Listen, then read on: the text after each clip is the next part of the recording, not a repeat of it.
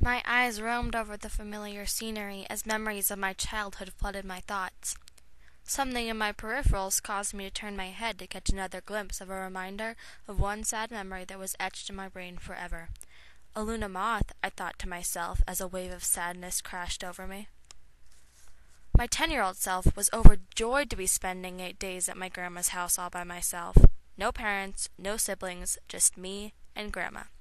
I loved being in Canada. It felt like I was in a different world because I had to have a passport and didn't know anyone. Grammy and I were on our morning walk on the path through the woods when she stopped abruptly to point at something. "Oh, look, Pumpkin, it's a Luna moth coming out of its cocoon. Such a rare thing to see indeed."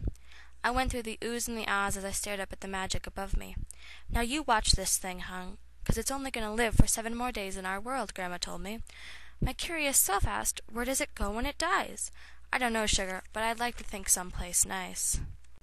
The next day we went back to the spot where we saw the moth, and to our disappointment, it wasn't there. I turned around, crushed, ready to go back home, when Grandma said, "Look, honey, there it is." She was pointing to this magnificent light green moth, big enough to be a bird, with intricate designs etched on its back that were meant to look like eyes. The design was fascinating. It resembled a cake iced with luscious colors of pink, white, and tan piping, finally finishing with white and black gel tracing the bottom of the eye.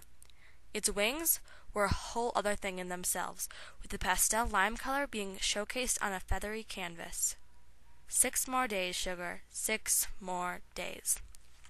When we got home, I made a calendar with 7 days on it and crossed off one with a big red X. We continued our ritual of a morning walk, only to be pleasantly surprised time and time again with the honor of seeing it for 4 more days. On the 6th day, I walked in the kitchen and was hit by the wonderful smell of her homemade chili. She was stirring the chili with one spoon while singing into another one.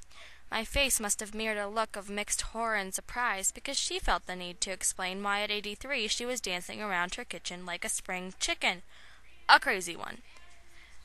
"This song just came on the radio, you see, and it was your granddaddy and my song on our first date, and our first dance at our wedding. He used to love coming home to me singing it." I felt my face shift into a look of glee. "That's sweet, Grandma. That's really sweet. Come here, honey, let's dance." We must have spent an entire hour just dancing around her small yellow kitchen, singing with all of our might. When she was tucking me in that night, she said, "So something's been itching at the back of my mind, Sugar. The other day you asked me where moths go when they die. People rarely find the dead moths' bodies, but I did some thinking and decided they most likely end up in heaven, so you haven't got to worry your pretty little head about a thing." "Oh, all right," I said with a smile. The next morning we went on our morning walk, but the Luna moth was nowhere in sight. Grandma said, "Hun, why don't we go home and make some lemonade?" I told her, "Yeah, that sounds like fun." But it turned out I didn't have a knack for making lemonade. "Here, Sugar, why don't you go look for that Luna moth one more time?" "Okay," I said.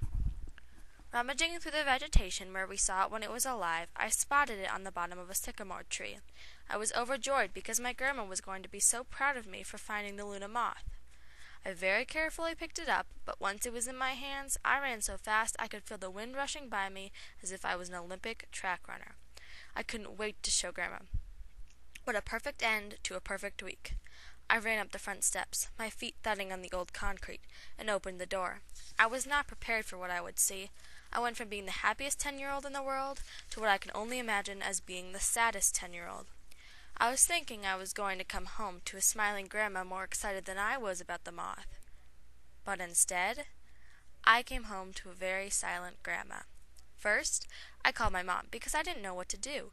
I mean, they tell you to call 911, but I was in Canada, and I've never been in one of those situations before where you actually have to dial those 3 numbers. Her first reply was, "What? Hang up and call 911. She also said she'd be on the next plane." They came, but they couldn't do anything about my Grandma. That made me really, really mad. I mean, they were the paramedics. They were supposed to be able to do something about it. But they couldn't. She was already gone.